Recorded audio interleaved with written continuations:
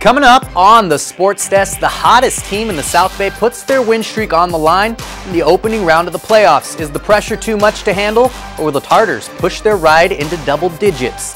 Meanwhile, on the court, the ladies in town may have had their way with the Southern section, but the guys, not so much. Is there a sole survivor in the ranks of Torrance hoops, or did we see nothing but one and dones from the boys? Plus, other sports throw balls, they throw people.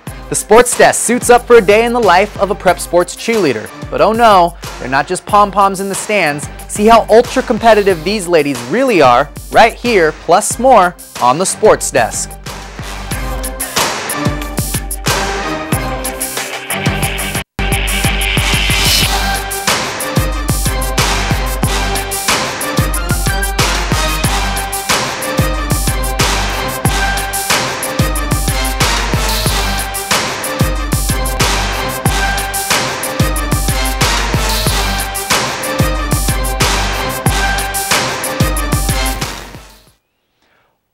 What's up, Torrance? Always looking forward to hanging out with you, so let's get it started today. For the second week in a row now, we're going to open up with the team we've dubbed the hottest in the South Bay.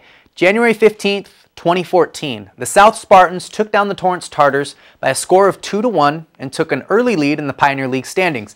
The Tartars got their payback shortly after, and in the time since January 15th, a lot's happened in the world. We've crowned a new Super Bowl champ. Pitchers and catchers have reported to spring training. The Lakers have lost over a dozen games. All that, and the Tartars have lost exactly 0 times through that span. 9 up, 9 down. 28 times they've put the ball on the back of the net and celebrated, allowing just 4 goals themselves. 6 shutouts, that's 2 for every 3 times they've taken the field. And now it's playoff time, where it doesn't really matter how many times you haven't lost over the last month and a half, only whether you live to play another day. Valerie Ortega has that story. It's playoff time, and the girls' soccer team at Torrance defeated Bellflower 5-0 in the first round, which they feel is a great start. I mean, it feels great knowing that all our hard work paid off, and this is what we work for. I mean, season, preseason, this is what we play for. We're excited. We've been working really hard this season, and our hard work has been paying off. We played really well. We got on them offensively right off the bat. Just kept the foot on the gas pedal and gave them all they could handle. In this game and throughout the season, the Tartars have constantly been on the attack, making it hard for other teams to score. They go by the motto, pedal to the metal, which is what makes them so effective on the field. I think it's pretty effective, just ball movement, distract the defenders, spread them out, and then some gaps will open up. I mean, it's like clockwork for us. We've got so much firepower on this team. I'm just turning them loose and letting them go. It's really effective because we're a very dynamic team. We work hard. We're always trying to go through the attack so they can't counterattack on us, and it gets the lead up for us. The Tartars scored 2 goals within the first couple of minutes of play and continue to stay on the attack, not giving Bellflower an opportunity to score. This aggressive play continues to put Torrance on top of teams and has increased their winning streak to 10 games in a row, which they say just adds to their confidence. Just the momentum is added a lot to the girls' confidence. You know, we're starting to score goals. There was a time there early in that run that, you know, we were winning games 1-2-0, you know, low-scoring games that we very easily could have scored a lot more goals. But the girls are starting to get on the same page, finding people at the back, attacking with numbers, and you know, it shows. They're starting to score goals, and it shows by 5-0 victory today. I think it really helps us. 10 games, I mean, it's a really momentum booster. I love it. I think that just shows how much depth we have on our team and how much, you know, we've been working really hard for this and we've been fixing our flaws. So I think that just shows all the hard work that we have, and it just gives us the confidence to just keep working hard. This confident Torrance team looks to continue to accelerate in the second round of the playoffs. From Torrance, this is Valerie Ortega reporting for the Sports Desk. Thank you for that, Valerie. So you heard it there. Torrance wins their first round matchup, running away with the 5-0 victory. Next up, they get Notre Dame Academy again at home for their second round. Meanwhile, the last team to top Torrance, remember those South Spartans? Well, they're not exactly slouching and letting their rivals get all the headlines. Since that January 15th league win over the Tartars, the Mean Green have lost just once themselves. Who'd they lose to? You guessed it, a 2-1 defeat at the feet of Torrance Soccer, and their 8-1 run into the playoffs has been almost as lopsided as that of the Tartars. They didn't put up 30 goals down the final stretch, but they've still been getting the job done nonetheless. outscoring their opponents by a score of 23-6 before CIF kicked off. And their first round date, a 2-0 run over Culver City, earned South a second round home playoff against Sierra Canyon, champions of the Alpha League. Alpha League sounds like a comic book. The Bay League champions West Warriors also doing their thing, taking care of business on the pitch with a 1-0 win over Norco. And for the boys, West goes 2 for 2 with another 1-0 victory, this time over visiting Jordan. Their second round going down on the road early this week against Loyola. Meanwhile, the Division III bracket not treating the city of Torrance as nicely as the rest of the CIF playoffs have. Both Pioneer League squads, Torrance and South, bow out early, so South doesn't get a chance to redeem their CIF championship game loss from a year ago when they made a surprising run deep into the playoffs. Okay, everybody, we are going to take our first break of the day. When we come back, some more CIF playoff action, this time from the hardwood, and we even have a guest in the house today, introducing you to some athletes that may be a little more competitive than you thought. Hi, I'm Lieutenant Colonel Nicole Malachowski, a U.S. Air Force Fighter Squadron Commander and the first woman pilot with the United States Air Force Aerial Demonstration Team. My fellow airmen and I know that each of us plays a huge part in our victories, whether in the air or on the ground. We couldn't accomplish our mission without using everyone's skills to reach our goals. Embracing our differences and working together is also what has made America strong. Thank you for your support, and remember, our strength lies in our diversity. This message brought to you by the United States Air Force. Here we are, 2013. We all depend on technology to communicate, to bank, and none of us know how to read and write code. The first program I wrote asked things like, what's your favorite color? Or how old are you? I wrote a program to play tic-tac-toe. I first learned how to make a green circle and a red square appear on the screen. You're just trying to make something, trying to transfer something from your mind to the computer or to a tablet. It's an experience. The whole limit in the system is just that there just aren't enough people who are trained and have these skills today. The programmers of tomorrow are the wizards of the future. You know, you're going to look like you have magic powers compared to everybody else. Great coders are today's rock stars. That's it.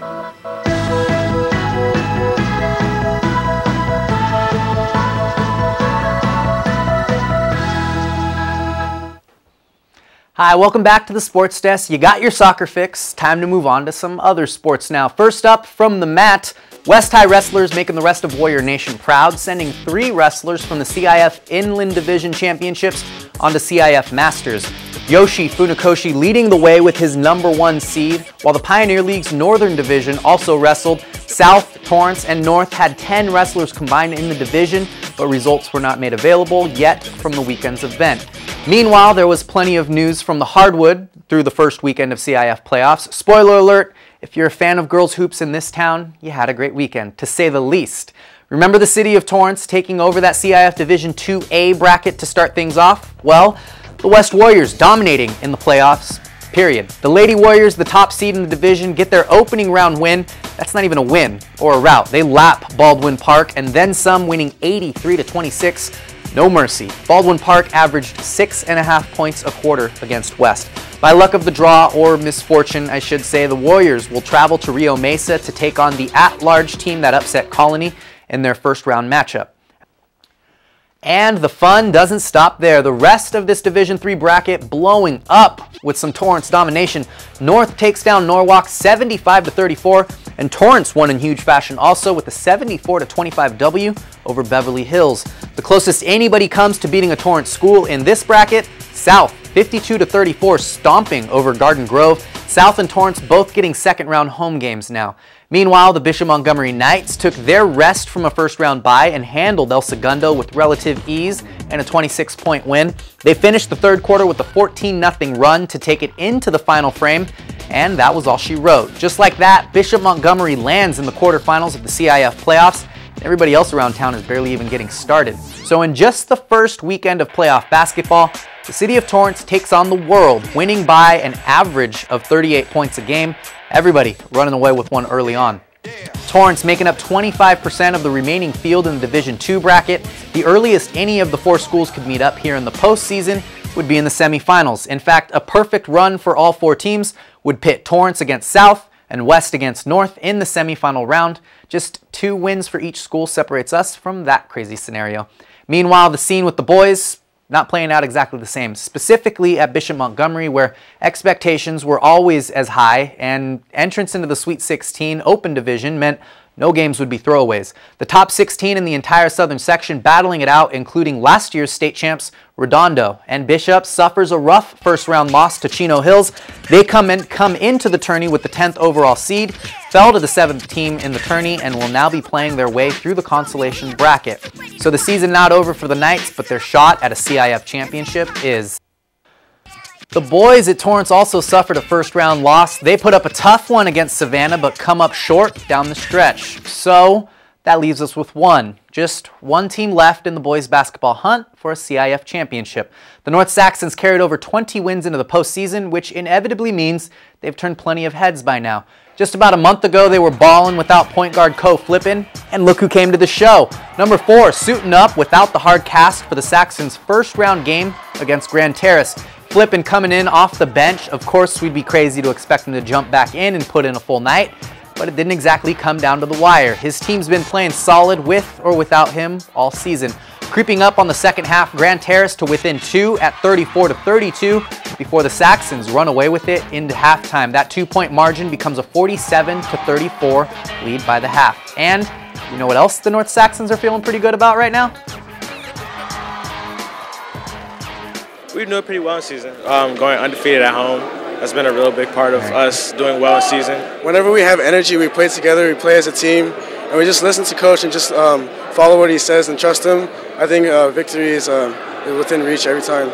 We need to start better. That's been a problem all season, is our starting, and so if we can get off to a better start during our games, I think we can go far in CIF. It was great having our captain Co back. He really provided a spark for us off the bench. Our team has been doing very well. They've been playing well together. They've definitely been family-orientated, playing extremely hard. Now we're 22-5, so definitely having a great year, and the kids are exceptionally coachable, and so it's been an honor to coach them, and couldn't ask for any better kids.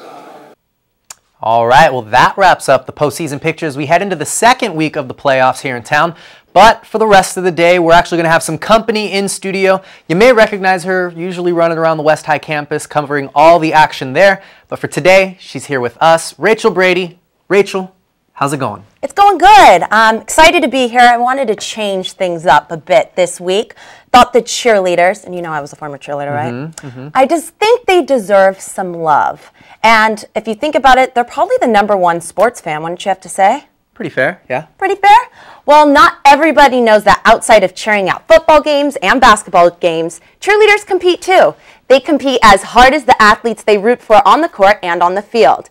It's high profile, it's demanding, especially at schools with well-known high-profile cheerleading programs. Now get this, on the East Coast it's sanctioned as a sport where there's plenty of opportunities for college scholarships. Here in Torrance, one coach is bringing that experience to a group of girls on the West High campus. Christy King, head coach of the women's cheer squad at West High, is on a mission. From George Mason University in Virginia, where cheerleading is recognized as a sport, Christy wants to prove that these girls are athletes and deserve the same scholarships and opportunities as she did. Other sports, they throw a ball that probably weighs less than 10 pounds around, and we throw people. And that is what makes cheerleading a sport. You have to be well-conditioned. You have to run, have great cardio. You have to have a fit body because you still, lifting people, you have to be strong. However, you also need to be fit so that you're light enough to be carried. For cheerleading, we do the same almost as my other sport, wrestling. We do push-ups and sit-ups, and we run panels, and we run up and down the bleachers. We do laps just like they do. And it's not fair that we aren't really recognized as a sport, so I think people need to just get rid of the stereotypes and just really realize that we work so hard and we are athletes. Working hard is an understatement. Not only are these cheerleaders practicing every day, but they also play a huge role as being the face of the spirit at their high school. Cheerleaders live at the school, basically. They will practice for 2.5 hours to 3 hours, sometimes 4. We'll have weekend practices as well. And then during football season, you have to be able to endure football games that can be up to 3 or 4 hours long. And then when it comes to basketball season, then they have 2 games a week.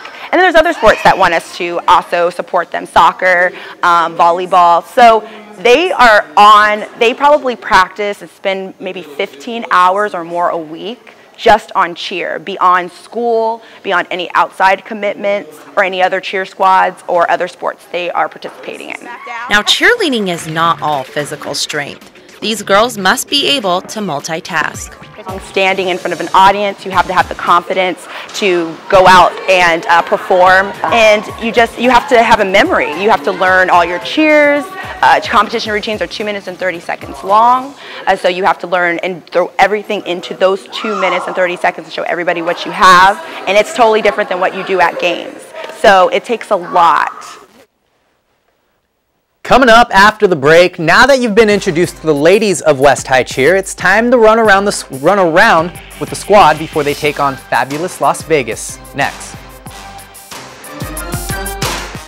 Being a gold medalist skier requires a lot of hard work, intense training, and time outside on the mountain. But taking care of my skin is easy and doesn't affect my performance. Every day I apply sunscreen and wear protective gear.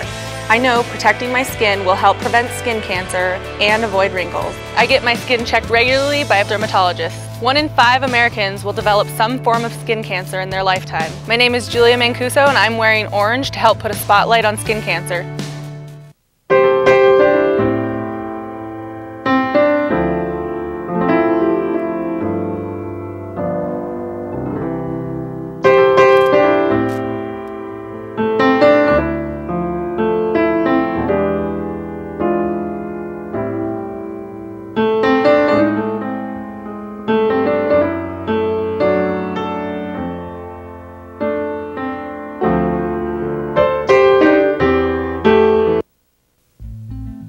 Privacy. It's protected. And the music I listen to. Protected. What about how I wear my hair? And the things I say and write? The Constitution protects your rights. It isn't an old, fading piece of paper. It's a living document. The Constitution says there are 3 branches of government. So we're kind of like the 4th branch of government. We are the future of America. Find out how you can become part of Constitution Day. For me. For all. For real. Go to aclu.org/Constitution Day. What's up, everybody? Welcome back to the Sports Desk. Juan and Rachel here. Now, you met the lady who's calling the shots in West cheerleading, and Rachel apparently wants to relive her glory days as a USC song girl, so she said, Juan, wear your Lulu. I don't know what Lululemon, sorry. We have a lot of fun out here. That's why we're back here at West High to see if Juan can be a cheerleader for a day. I'm telling you, these girls are athletes. Are you ready to see what they got? Coach Christy King and the West High cheerleaders were not messing around. After 2 hours of practice with no breaks, these girls had Juan and I doing cardio, conditioning, stretching, and on top of that, we had to learn the proper cheer technique and choreography. Let's just say we were in for a rude awakening.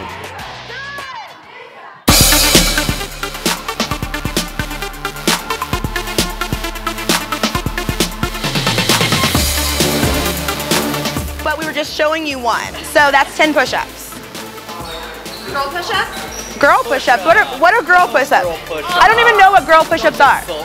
Let's talk about how good I did. You did interesting. You sure? I'm proud.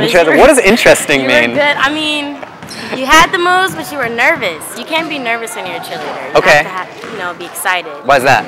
Because it's all about showing your pride for your school. So if you're nervous, then you represent your whole school as being nervous. Boom. How do you think Rachel did? Rachel kind of cared more. She wanted to get it. You think I didn't care? You wanted to hold the sign. I think that you did great. You lacked a little bit of confidence, but otherwise, I keep hearing that. Really good. It's the first time I've ever been told I lack confidence, no lie. Yeah. Any tips for me? I would say keep the face going and keep your motion sharp because that's all you got to do. Okay, cool. How about Rachel? How did she do? She did pretty good. Well, Rachel and Juan, they definitely survived our practice. This was an intense practice. I'm going to give you a 7. That was pretty good. All right, Juan, that was the first time I've seen that package. And their evaluation, I don't know if it was really fair. I give us an A for effort. How about that? I think an A for, I personally, yeah, sure, A for effort. Let's go for it. I have to think, my favorite moment was that little swirl cheer, or what did they call it? I think it was a swirl. I think a swirl. This.